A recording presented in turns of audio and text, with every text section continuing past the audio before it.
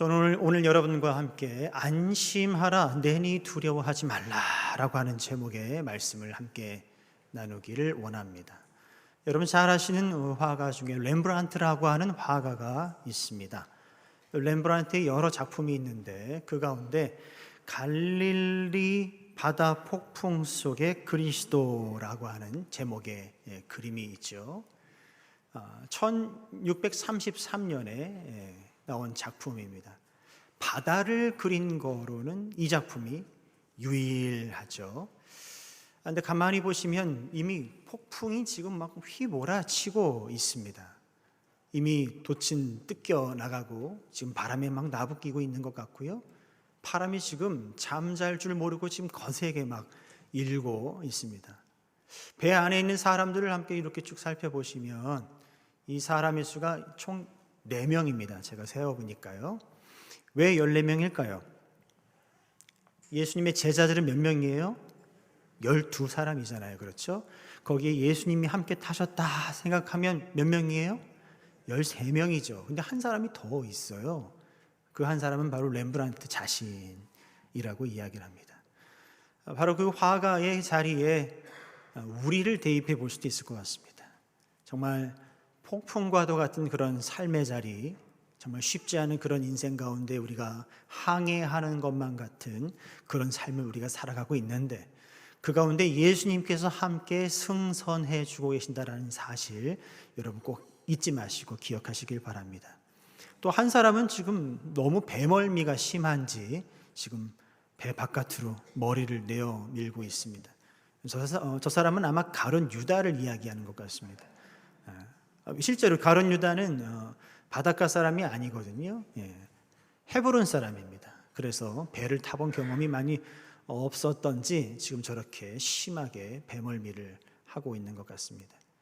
바로 오늘 저 그림의 배경이 되는 말씀이 바로 마가복음 6장, 오늘 우리가 함께 읽은 이 말씀이 되겠습니다.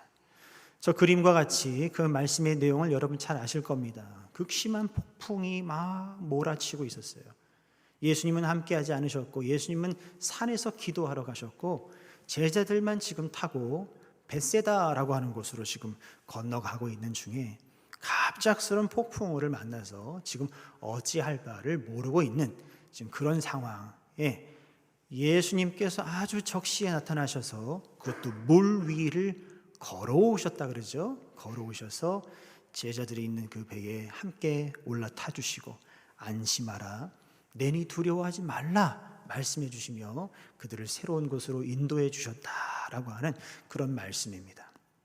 근데 오늘 말씀을 준비하면서 이 본문을 읽고 또 묵상하는 가운데 선뜻 이해가 되지 않는 부분이 제 안에 있었습니다. 다시 말해서 질문이 생겼는데 몇 가지 질문인가 하면 총 3가지 질문이 생겼습니다.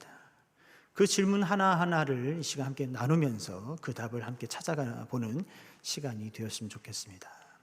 그 3가지 질문 중에 첫 번째 질문은 무엇인가 하면 예수님은 왜 제자들을 서둘러서 떠나게 하셨을까라고 하는 질문입니다. 그것도 즉시 아주 급한 마음으로 제자들을 지금 떠나보내려고 하는 그 예수님의 모습을 오늘 말씀에서 볼 수가 있는데요.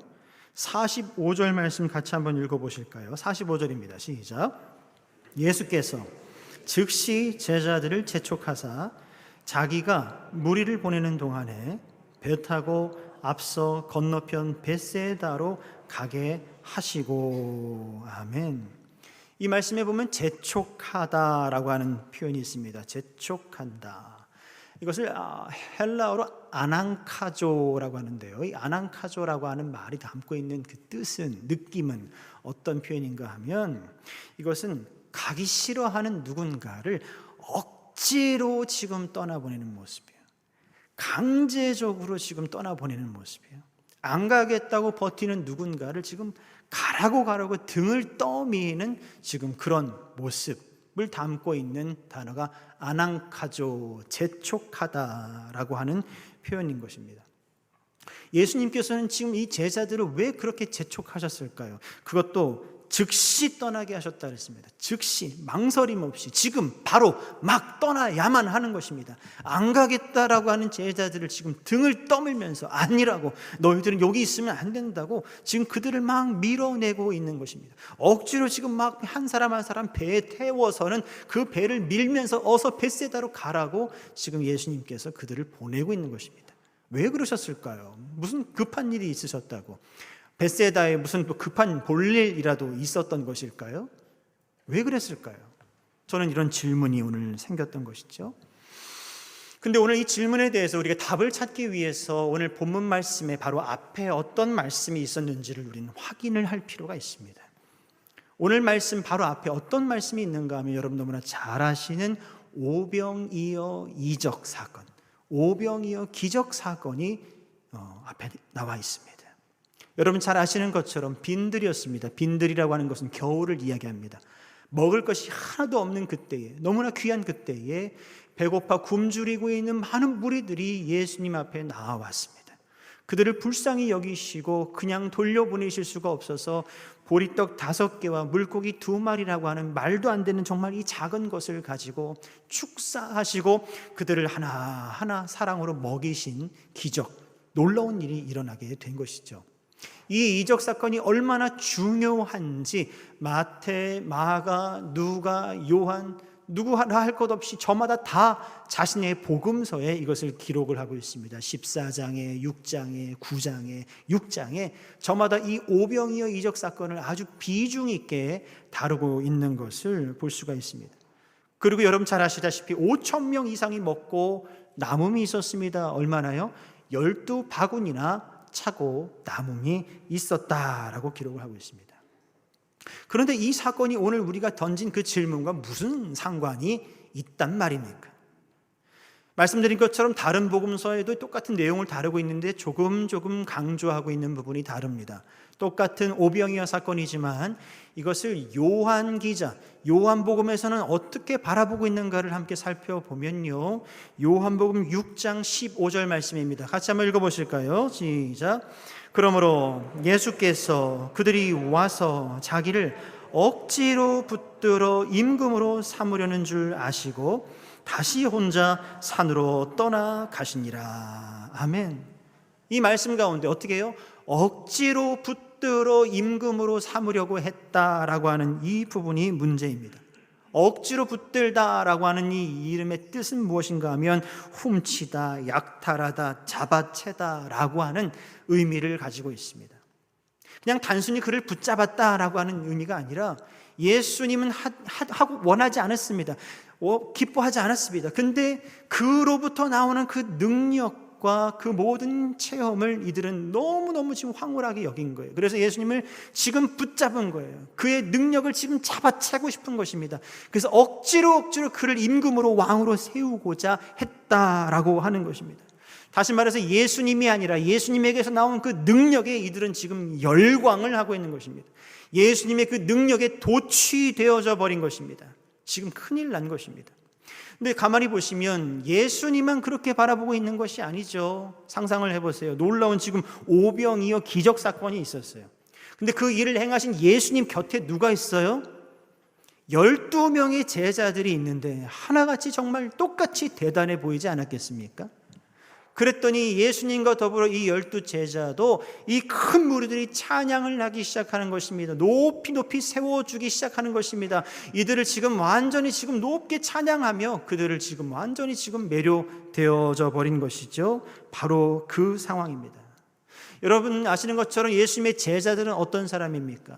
항상 다투기를 즐거워했던 사람이에요. 왜죠? 누가 더 큰지를 다투었던 사람들이에요. 내가 더 크다, 네가 더 크다, 아니다, 나다, 너다, 그렇게 다투기를 즐거워했어요. 그리고 내가 예수님 오른편이다, 내가 예수님 왼편이다, 서로 예수님 가까이에 있는 애제자라고 서로 그렇게 다투기 쉬웠던 사람들이 바로 제자들이었습니다. 그런 그들을 바라보면서 큰 무리들이 찬양을 합니다. 지금 그들을 막 높게 세워줍니다. 지금 이 상황에 그 제자들은 어떻게 돼요? 도취되어집니다. 깊게 푹 빠져버립니다. 어떤 마음이 들었을까요? 제자들 마음에. 야, 이거 봐라. 와, 이런 기분 꽤 괜찮은 기분인데 나를 지금 막 높여주고 있구나. 와, 내가 이렇게 대단한 사람인가? 야, 예수님하고 함께 다녔더니 내 인기가 이렇게 좋아지는구나 라고 하면서 그 말할 수 없는 그 상황 가운데 자기 자신도 모르게 깊게 빠지기 시작하더라는 것입니다. 그러면서 그 마음이 점점 어떻게 돼요? 높아지기 시작합니다. 그것을 우리는 뭐라고 이야기하죠? 교만이라고 이야기하죠. 자기도 모르는 사이에 그 교만한 상황 가운데 지금 깊게 빠져 들어가고 있는 제자들을 보시면서 예수님이 어떤 생각을 하셨을까요? 안 되겠다라고 하는 생각을 하셨을 겁니다. 제자들이 더 이상 이 자리에 있어서는 안 되겠다는 생각을 하셨을 겁니다. 왜요? 이 상황 가운데 몰입되고 도취되고 안주하는 가운데 그 제자들을 처음에 부르셨던 그 사명, 생명의 복음을 전하는 그 사명을 제자들이 잊어갈까 봐 그것을 주님은 걱정하셨던 것입니다. 그래서 오늘 말씀과 같이 즉시 그 자리를 떠나 그들이 벳세다로 가게끔 그들을 지금 재촉하고 또 재촉하고 지금 그렇게 나서고 있는 것을 볼 수가 있는 것입니다. 여러분, 우리 인간이란 그런 존재인 것 같습니다. 우리 인간이란 뭔가를 이루게 되거나 간절히 원하던 것을 얻게 되면 언제 그랬냐는 듯이 열정은 금방 식어져 버리고 마는 것입니다. 그리고 그 상황에 우리는 안주하려고 하는 경향이 있더라라고 하는 것이죠. 여러분 잘 아시는 것처럼 변화산에서의 사건을 아실 겁니다. 예수님께서 십자가의 그 영광 그 전에 산에 올라가셔서 아버지 하나님과 만나는 시간이 있었습니다. 영광스러운 모습으로 변화되어지는 그때에 혼자 올라가지 않으시고 베드로와 야고보와 요한을 데리고 올라가셨어요. 그때 정말 베드로와 야고보와 요한이 난생 처음 경험해보는 천국을 경험하게 되어집니다. 놀라운 은혜를 체험하게 되어집니다. 너무 좋았어요. 너무 황홀했어요. 그 상황에 도취되어졌습니다. 그래서 어떻게 합니까? 주님 우리가 초막 셋을 지금 당장이라도 여기 짓겠습니다. 하나는 주님을 위해서, 하나는 모세를 위해서, 하나는 엘리야를 위해서 초막 셋을 짓고 우리 그냥 여기 삽시다. 그렇게 이야기를 하죠. 바로 그런 거예요. 근데 그 순간에 베드로와 야고보와 요한을 주님이 경계하십니다. 왜죠? 그들이 사명을 잊어버릴까 봐. 그들을 제자로 불러주신 본래의 목적은 바로 거기에 있지 않았습니다. 영광의 자리에 있지 않았습니다. 그 상황에 도취되는 것을 원하지 않으셨습니다. 산 위가 아니라 산 아래에 내려가서 생명의 복음을 전하는 그 귀한 일에 쓰임을 받아야 했던 것입니다. 여러분, 이렇게 우리가 성공적인 경험이나 영광스러운 성취에 도취되어 사명을 잊어버릴 수도 있지만 반대로 너무 괴롭고 고통스럽고 힘들어서 사명을 잊어버리는 경우도 있습니다. 여러분 잘 아시는 엘리야가 있습니다. 엘리야가 한참 주의를 감당하고 열심히 사역했습니다만 그를 끊임없이 괴롭히는 이들이 있었습니다. 이세벨과 아합이었습니다. 그들이 칼을 들고 그들을 죽이겠다고 끝까지 추격해 나섰습니다. 도망가다가 엘리야가 그만 지쳐버리고 말았습니다. 거기에서 다 모든 것을 내어 던져놓으며 주님 더 이상 못하겠습니다. 저 이제 이 일 못하겠습니다. 이 사명 감당 못하겠습니다. 주님 저를 죽여주십시오. 저를 데려가십시오. 제 목숨을 거두어 주십시오. 할 정도로 지금 굉장히 궁핍한 상황 가운데 엘리야가 있었던 것을, 너무나 힘들어서 그에게 주셨던 그 사명을 놓아버렸던 것을 우리는 볼 수가 있습니다. 이처럼 어떤 영광스러운 상황에서도 우리가 사명을 잊어버릴 수도 있지만 너무나 힘들고 괴로워서 사명을 놓아버릴 수도 있다라고 하는 사실입니다.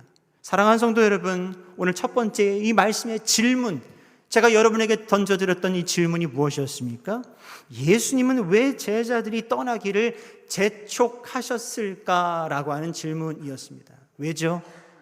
그것은 바로 다름 아닌 생명을 전하는, 그 복음을 전하는 그 귀한 사명으로 부르심을 받았는데 그 사명을 잊어버릴까 봐 예수님은 그 상황 가운데 제자들을 두지 않으시고 얼른 그 자리를 떠나게 하셨다라고 하는 사실입니다.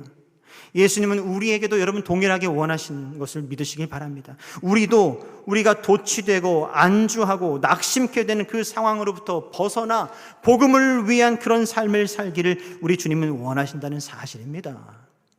하나님 말씀을 보면서 제가 제일 안타까워하는 부분이 어딘가 하면 바로 디모데후서에 나오고 있는 말씀 중에 한 부분이에요. 거기에 데마라고 하는 사람이 나오게 되죠. 근데 사도 바울이 그 데마에 대해서 추억하면서 뭐라고 이야기를 하고 있습니까? 데마는 참 사랑하는 나의 동역자였지만 한때는 나와 함께 정말 동고동락하면서 열심히 주의를 위해 섬겼던 그였지만 지금은요, 이 세상을 사랑해서, 이 세상을 너무나 사랑해서, 이 세상이 주는 쾌락과 이 세상이 주는 물질적인 부요함과 이 세상이 주는 향락과 그 모든 즐거움을 너무나 사랑해서 지금은 나를 버리고 데살로니가로 갔다, 그렇게 고백을 하고 있습니다. 사랑하는 성도 여러분, 누구도 데마가 될 수 있습니다. 여러분도 데마가 될 수 있고 지금 앞에 서 있는 저도 데마가 될 수 있다는 것입니다. 그래서 어쩌면 우리는 이런 기도를 해야 할지 모르겠습니다. 잠언 30장 8절에서 9절 말씀입니다. 같이 한번 읽어보실까요? 시작. 나를 가난하게도 마옵시고 부하게도 마옵시고 오직 필요한 양식으로 나를 먹이시옵소서. 혹 내가 배불러서 하나님을 모른다, 여호와가 누구냐 할까 하오며, 혹 내가 가난하여 도둑질을 하고 왜 하나님의 이름을 욕되게 할까 두려워함이니이다. 사랑의 하나님, 사랑의 하나님, 저를 가난하게도 마시고 부하게도 마시고 어떤 상황에 도취하게도 마시고 안주하게도 마시고 낙심하게도 마시고 두려워하게도 마시고 좌절하게도 마옵소서. 오직 주의 그 복음을 위한 사명, 그 사명을 잊지 않고 살아가게 하여 주옵소서. 예수 그리스도의 이름으로 기도합니다. 기도합니다. 이 고백이 여러분의 기도, 우리의 고백이 되어야 하지 않겠는가? 예수님께서 사랑하는 제자들을 왜 급히 그 가버나움, 그 기적의 현장, 그 놀라운 하나님의 은혜가 넘쳐났던 그 현장을 왜 급히 떠나가게 하셨을까? 그 상황에 도취되지 말라는 것입니다. 그 상황에 안주하지 말라는 것입니다. 교만하지 말라는 것입니다. 우리가 있어야 할 자리는 그 자리가 아니라 새로운 사명의 자리, 복음이 전해져야 하는 자리, 생명이 전해져야 하는 그 자리여야 함을 다시 한번 우리에게 각인시켜 주시며 그 자리를 황급히 떠나게 그를 재촉하셨다는 사실, 그것을 기억하며 여러분과 제가 있어야 할 자리가 어디인지를 다시 한번 돌아보실 수 있는 이 아침이 되시기를 주님의 이름으로 축원합니다. 두 번째 질문은 무엇이었을까요? 두 번째 질문은 예수님은 왜 제자들을 그냥 지나가려고 하셨을까? 이게 너무 궁금했어요. 예수님은 왜 제자들을 그냥 지나가려고 하셨을까? 무슨 말씀입니까? 48절 말씀 같이 한번 읽겠습니다. 시작. 바람이 거스름으로 제자들이 힘겹게 노젓는 것을 보시고 밤 사경쯤에 바다 위로 걸어서 그들에게 오사 지나가려고 하심에, 지나가려고 하셨다. 그들에게 찾아오셨어요. 찾아오셨으면 그들이 있는 그 배 안에 함께 오르사, 이렇게 되어야 맞을 것 같은데, 근데 어떻게 됩니까? 그들에게 오셨는데 그냥 지나가려고 하셨다. 왜 그랬을까요? 왜 그랬을까요? 오늘 말씀에 보면 시간의 표현이 나오고 있습니다. 밤 사경이라고 되어 있어요. 밤 사경. 로마식 시간 계산법으로 보면 오후 6시부터 그 다음날 아침 6시까지를 3시간씩 해서 4부분으로 나누게 되어집니다. 그래서 1경, 2경, 3경, 4경. 4경은 새벽 3시부터 오전 6시까지를 이야기하는 그 시간을 이야기하는 것이죠. 근데 47절 말씀을 보면 저물매라고 되어 있습니다. 저물매. 지금 해가 졌다는 거예요. 그러니까 오후 6시 정도가 넘어가는 때라고 우리가 생각해 볼 수가 있습니다. 근데 오늘 지금 이때가 밤 사경이라고 했으니까 적어도 몇 시간이요? 적어도 9시간 이상 동안을 지금 이들은 갈릴리 바다 한가운데에서 지금 뭘 하고 있는 거예요? 폭풍 가운데 살아보겠다고 지금 안간힘을 쓰면서 지금 노를 젓고 또 살아보려고 지금 고군분투하고 있는 지금 그런 모습을 우린 상상해 볼 수가 있습니다. 그런데 이 상황이 그렇게 호락호락한 상황이 아닙니다. 지도를 잠깐 보여주시면 여러분 오늘 말씀에 바람이 거스름으로 라고 되어져 있습니다. 바람이 거스름으로. 오늘 말씀 가운데 앞에 오병이어 사건을 말씀드릴 때 말씀을 드렸지만 빈들이라고 했어요. 겨울입니다. 빈들이라고 하는 것은. 그 겨울철 우기에는 폭풍이 가끔씩 일어나기도 하는데요. 저 위에 보시면 골란이라고 하는 곳이 있습니다. 그렇죠? 지금 이스라엘 지도를 살짝 이렇게 뉘어놓은 곳입니다. 골란이라고 하는 곳은 저건 고원지대입니다. 저기로부터 불어오는 동풍, 뜨거운 동풍이 이렇게 불어옵니다. 또 이렇게 아래쪽에 지중해에서 부는 바람이 갈릴리 바다 위에서 만나서 저기에서 소용돌이를 일으키고 폭풍을 이렇게 일으키는 것이죠. 바로 그 상황 가운데 지금 제자들이 그 배가 놓여져 있는 상황인 것입니다. 그러니 이들은 지금 벳세다를 향해서 나아가고 싶지만 나아갈 수가 없는 거예요. 왜냐하면 저 골란에서부터 불어오는 그 바람을 안고 지금 앞으로 나아가려고 애를 쓰고 있기 때문에 그런 것입니다. 아무리 나아가려고 애를 쓰고 애를 써봐도 앞으로 나아갈 수가 없는 것입니다. 계속해서 같은 자리를 계속해서 맴 돌면서 제자리 걸음을 하고 있는 9시간 이상 동안이나 노적기를 힘써 해보지만 힘은 다 빠져버리고 소망도 다 잃어버리고 굉장히 지금 괴로운 상황 가운데 놓여 있는 것을 볼 수가 있습니다. 그런데 이때 예수님께서 물 위를 걸어서 제자들에게 기적과 같이 찾아오시는 거예요. 아주 절묘한 타이밍에 딱 오신 거예요. 근데 오셨으면 제자들이 있는 배를 향하여 오시면서 그 배에 올라타시면서 그들을 위로해 주셔야 정상일 것 같은데 오늘 마가는 지금 의도적으로 그렇게 표현을 하고 있습니다. 지나가려고 하셨다. 오긴 오셨는데 지나가려고 하셨다. 왜 그랬을까? 여러분, 마가복음에만 나오고 있는 표현입니다. 마가복음에만. 마가는 오늘 이 말씀을 통해서 우리에게 뭘 얘기하고 싶었던 것일까요? 힌트를 좀 드리면 앞서 마가복음에 나와 있는 내용들을 보실 때 여러분, 나병 환자를 주님께서 처음 치유하셨습니다. 그때 나병 환자에게 예수님께서 다가가셔서 먼저 그를 치유해 주신 것이 아니라고 하는 사실이죠. 나병 환자, 그가 예수께 와서 꿇어 엎드려 간구해 이르되 원하시면 저를 깨끗하게 하실 수 있나이다 라고 먼저 나왔다라고 하는 것입니다. 중풍병자와 그 친구들을 여러분 잘 아실 겁니다. 예수님께서 그들을 집 안으로 초대해 주신 것이 아닙니다. 중풍병자와 그 친구들, 그 네 사람이 지붕을 뜯어 예수님이 계신 그곳에 사랑하는 그 친구를 침상째에 내려놓았고 그것을 바라보면서 예수님께서 그들의 믿음을 보시고 그를 치유해 주셨다라고 말씀하고 있습니다. 여러분, 거라사에 귀신 들린 사람이 축기 되어지고 고침받는 이야기가 있습니다. 거기서도 마찬가지입니다. 그가 먼저 멀리서 예수를 보고 달려와 절을 하며 큰 소리로 그를 불러 외쳐 이르되 라고 기록을 하고 있습니다. 회당장 야이로를 여러분 잘 아십니다. 야이로가 어떻게 했습니까? 자기 집으로부터 거리가 멀리 떨어져 있었음에도 불구하고 예수님이 계신 그곳에 찾아와서는 사랑하는 내 딸을 살려달라고 고쳐달라고 예수님을 모시고 자기 집으로 가게 되어집니다. 그 사이에 여러분, 혈루병 앓았던 여인, 12년 동안이나 고생을 했던 그 여인이 어떻게 고침을 받습니까? 예수님이 계신 그 자리에 몰래 조심스럽게 나왔습니다. 예수님께 가까이 다가왔습니다. 그리고서는 예수님이 그 뒤에서 그 겉옷을, 옷자락을 꽉 부여잡는 가운데 치유의 역사가 일어나게 되어졌다라고 하는 사실입니다. 지금 열거해드렸던 이 모든 이야기들의, 이 사건들의 공통점이 여러분 무엇입니까? 예수님 먼저 그들을 부르지 않으셨다는 것입니다. 그들이 적극적인 마음을 가지고 주님 앞에 먼저 나와왔고 능동적으로 찾아왔으며 예수님은 그 모습을 바라보면서 그것을 믿음이다 이렇게 말씀을 해주고 계신다는 사실입니다. 주님이 왜 제자들을 그냥 지나가려고 하셨을까요? 왜 지나가려고 하셨을까요? 마가는 왜 의도적으로 이렇게 표현을 하고 있을까요? 어쩌면 제자들로부터 그 믿음이라고 하는 것을 우리 주님은 보기를 원하신 것이 아니었는가 하는 생각을 해봅니다.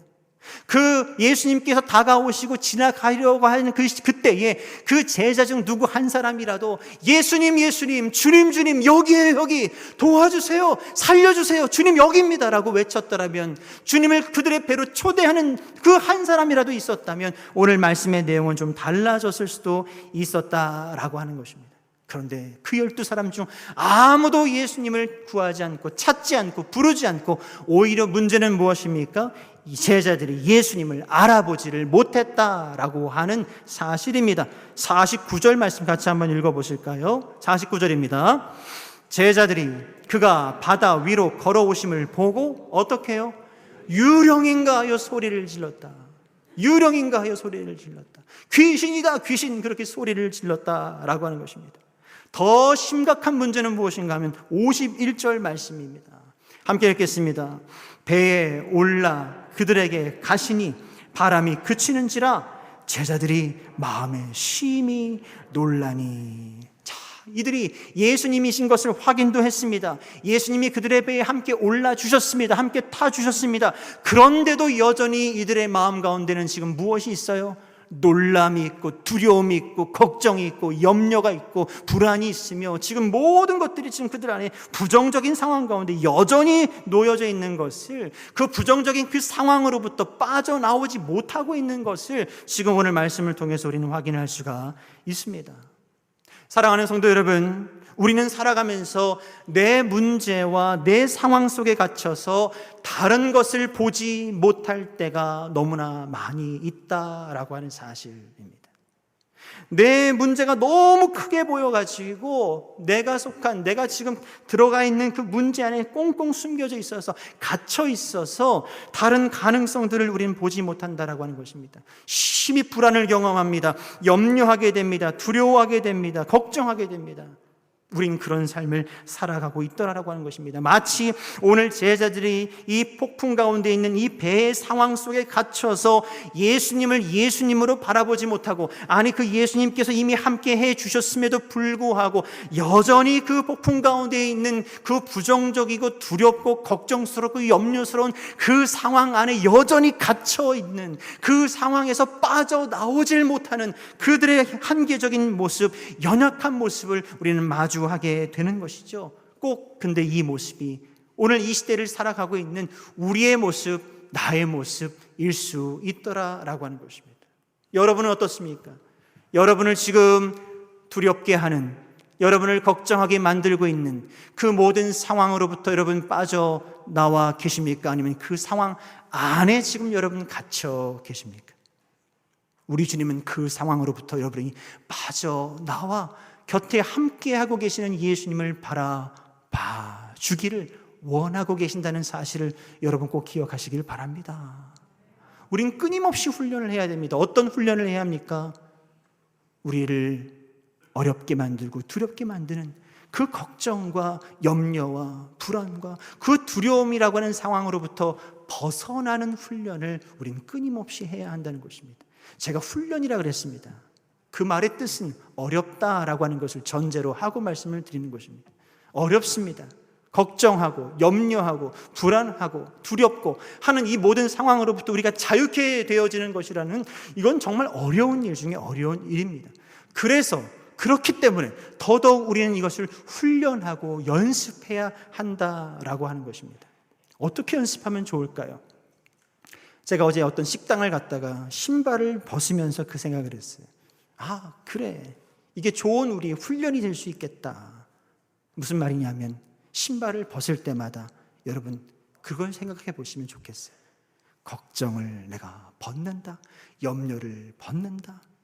그 두려움과 불안의 그 상황으로부터 내가 빠져나오는 그 상상을 한번 해보시면 어떨까 하는 생각을 해보게 됩니다.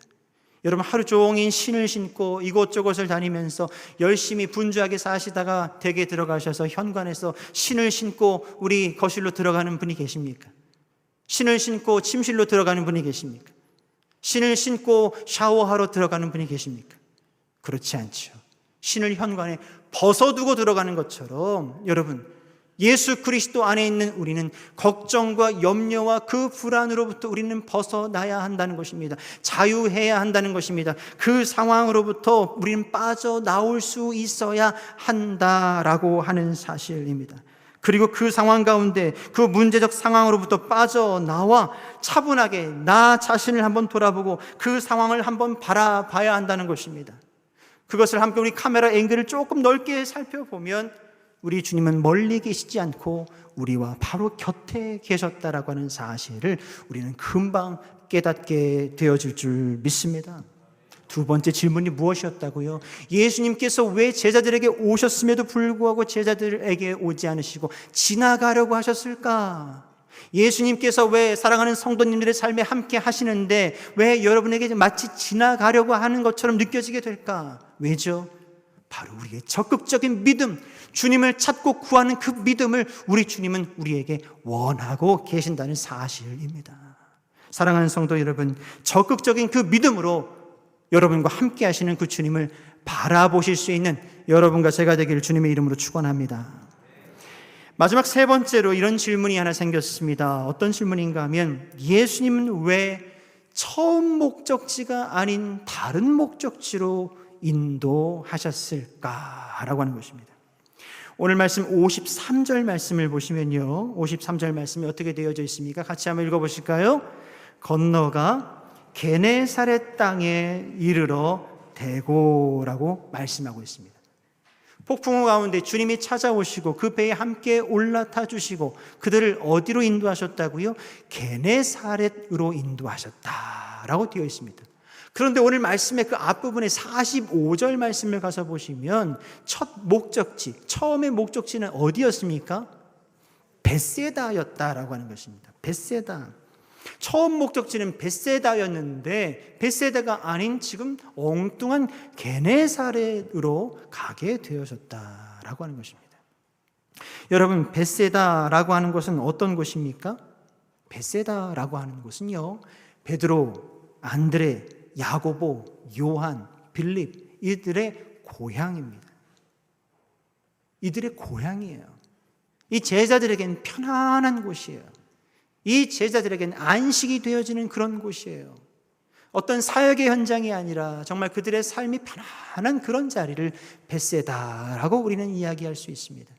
근데 게네사렛은 어떤 곳입니까? 게네사렛에서 무슨 일이 일어났습니까? 오늘 말씀 54절에서부터 56절까지 말씀을 같이 한번 읽어보도록 하겠습니다. 시작. 건너가 게네사렛 땅에 이르러 대고 배에서 내리니 사람들이 곧 예수신 줄을 알고 그 온 지방으로 달려 돌아다니며 예수께서 어디 계시다는 말을 듣는 대로 병든 자를 침상째로 메고 나오니 아무데나 예수께서 들어가시는 지방이나 도시나 마을에서 병자를 시장에 두고 예수께 그의 옷가에라도 손을 대게 하시기를 간구하니 손을 대는 자는 다 성함을 얻으니라. 아멘. 벳세다라고 하는 곳이 벳세다 그 출신의 그 사람들에게 편안한 곳이고 안주할 만한 곳이었다면 게네사렛이라고 하는 곳은 어떤 곳이에요? 지금 예수님과 그 제자들의 도움과 위로를 필요로 하는 사람들이 있는 곳이 바로 게네사렛이라고 할 수 있습니다. 안주와 평안의 자리가 아니라 사역의 멈춤이 아니라 치유의 현장, 회복의 현장, 새로운 역사를 지금 이루어야 할 바로 그곳이 게네사렛이다 할 수 있는 것입니다. 우리 주님은 바로 그 사랑하는 제자들이 편안한 벳세다가 아니라 그 뱃머리를 돌려 어디로요? 게네사렛이라고 하는 치유의 현장, 회복의 현장, 새로운 소망과 새로운 내일이 있는 그곳으로 인도하고 계신다라고 하는 사실입니다. 여러분, 우리 교회에 30대, 40대, 50대 너무나 귀한 분들인데 이분들이 아주 놀라운 일을 하나 했습니다. 어떤 일을 했을까요? 사진 한번 보여주시면 저희 교회 4층에 올라가시면 이런 작은 편의점이 이렇게 마련이 되어져 있습니다. 저것이 무슨 사진인가 하면 우리 여러분 아시죠? 우리 6974, 8088, 7974 전화번호 아닙니다. 예, 우리 교회 그 지회 이름인데 이분들이 그런 생각을 했다는 거예요. 야, 우리 청소년부 아이들을 우리가 좀 섬기고 싶은데 어떻게 하면 이 아이들을 위로할 수 있을까? 어떻게 하면 이들에게 우리 주님의 마음을 전할 수 있을까? 너희들이 혼자가 아님을 우리 주님이 함께 하고 계심, 우리가 너희들을 위해서 기도하고 있음을, 응원하고 있음을 어떻게 좀 표현하면 좋을까? 기도하면서 지혜를 이렇게 모으는 중에 이 아이들이 간식을 통해서 먹고 마시고 하면서 위로받고 회복되었으면 좋겠다 해서 저렇게 작은 편의점을 이렇게 차렸다라고 이야기를 하고 있습니다. 먹거리만 있는 건 아니고요. 저기 올라가 보시면 말씀 카드도 있고 직접 쓴 손편지도 있고 기도 카드도 있고 그렇게 되어져 있습니다. 저는 저 CU에서 가지고 온 줄 알았더니 제가 가서 자세히 보니까 CU에 무슨 글자가 있는데 이건 Christ loves you라고 되어져 있습니다. 예수 그리스도께서 너희를 사랑하셔, 너희를 사랑하셔, 힘내, 너희를 응원한다, 이런 메시지와 함께 이런 배너도 함께 세워 놓아 주셨더라고요. 4층 로비에 가시면 있습니다. 우리 찬양대 오며 가며 드신 분 없죠? 그 드시면 큰일 나요. 10배로 갚아 놓으셔야 돼요. 예. 여러분, 이렇습니다. 저는 이것을 보면서 이 사진을 받고 또 이것을 준비한 분들과 말씀을 나누면서 너무 감동이 되는 거예요. 너무 감동이 되는 거예요. 야, 어떻게 이런 생각을 하셨을까? 시켜서 한 게 아니잖아요. 주님이 주신 마음으로 우리 아이들을 어떻게 위로할 수 있을까? 섬길 수 있을까? 우리 아이들의 그 상한 마음을 어떻게 치유해 줄 수 있을까? 작은 것이지만, 정말 보잘것없는 것이지만 어떻게 하면 좋을까를 질문하면서 기도하면서 지혜를 모아서 이런 일을 하게 되셨다라고 하는 것입니다. 저는 이게 우리 대구평안교회 여러분 능력이고 자랑인 줄 믿습니다. 예를 들면 이런 거예요. 우리가 가야 할 곳은 안주하고, 우리가 가야 할 것은 도취되고, 우리가 가야 할 것은 평온하고, 그런 벳세다가 아니라고 하는 사실이에요. 주님께서 여러분에게 원하시는 곳, 우리에게 원하시는 곳은 바로 다름 아닌 치유가 있고 회복이 있고, 그런 예수님의 은혜와 사랑과 치유를 경험하기 위해서 기다리고 있는, 그것을 필요로 하고 있는 그 곳, 그 대상들에게로 우리가 나아가야 한다라고 하는 것입니다. 우리가 가야 할 곳은 바로 그런 게네사렛이다라고 하는 사실입니다. 우리 주님은 우리를 바로 그곳으로 인도하기를 지금 너무나 원하고 계신다라고 하는 것이죠. 그런데 만일 우리가 주님, 저는 게네사렛으로 가고 싶지 않아요, 저는 벳세다를 향해서 계속 가고 싶습니다, 내 삶의 평안함과 그 안주함을 향하여 저는 끊임없이 나아가고 싶습니다, 고생입니다. 저 곤란고원으로부터 불어온 그 바람을 여러분 안고 가셔야 됩니다. 내 힘으로 한가님을 다해서 아무리 노를 젓고 쳐도 앞으로 나아갈 수가 없는 이 상황을 오늘 말씀을 통해서 우리에게 가르쳐 주세요. 하나님의 순리와 하나님의 그 뜻을 거스르려고 하는 그 상황 가운데는 길이 열림이 없고 은혜가 없고 고생뿐이라고 하는 사실입니다. 그런데 우리가 마음을 내려놓고 주님께서 인도하시는 대로 주님, 우리를 써주십시오 라고 그 마음으로 우리가 살아가게 될 때, 사역하게 될 때, 우리는 어느새 주님이 원하시는 그 게네사렛에 도착해 있을 줄 믿습니다. 그리고 당장이라도 달려나와 우리에게 은혜를 달라고, 우리에게 위로를 해달라고, 우리에게 주의 복음을 들려달라고 우리를 기다리고 있던 그 사람들을 만나게 하시고 우리를 통해서 놀랍고 새로운 일을 행하게 하실 줄 믿습니다. 사랑하는 성도 여러분, 우리가 가야 할 곳은 벳세다가 아닙니다. 우리가 가야 할 곳은 내일의 게네사렛이다 라고 하는 것을 꼭 기억하실 수 있기를 바랍니다. 그래서 여러분의 삶도 그렇고 우리의 사역도 그렇고 애쓰면서 내 힘을 다해서 정말 안간힘을 다해서 하는 그런 삶이 아니라, 그런 사역이 아니라 은혜로 되어지는 삶, 은혜로 되어지는 그런 사역 우리가 감당할 수 있기를 주님의 이름으로 축원합니다.